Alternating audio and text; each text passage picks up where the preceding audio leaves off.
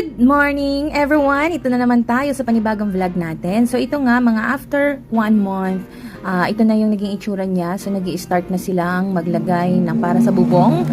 So yan, kahoy nga muna ang ginamit namin dyan para sa bubong kasi magiging second floor yan later. Yun yung sa full plan talaga ng bahay. So ayan na siya. So mabilis nilang nagawa, right? For a month. Comment nga kayo kung mabilis nga ba talaga. Actually, ginagawa nila to Monday to Saturday, Sunday off nila. So, hinahatid ko sila pagdating ng Monday. At nag-i-stay ako dito every day for 2 to 3 hours bago ako pumasok sa work ko sa Makati. So, ganyan na naging routine ko. So far, so good naman and everything going smooth at walang naging problema. Naikabit na nila yung mga kahoy na yan. Actually, mas mahal yan guys kaysa sa bakal.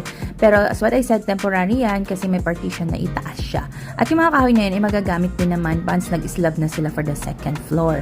So yun, so habang ako'y naghihintay nga dito sa kanila or nagmumuni-muni and watching what they're doing, is nagtanim-tanim ako dito sa vacant lot. Yan, merong sitaw, may talong, may okra, and so on. Ayan, dito tanaw mo yung bahay namin, yung bubong. Ayan, so hoping na tumubo yung mga tinanim ko dyan. Kasi first time kong magtanim and I don't know if I'm doing it right. Ayan, so from here, watching them, kitang-kita mo silang gumagawa at ang sisipag nila. Till here, and watch out for the next videos!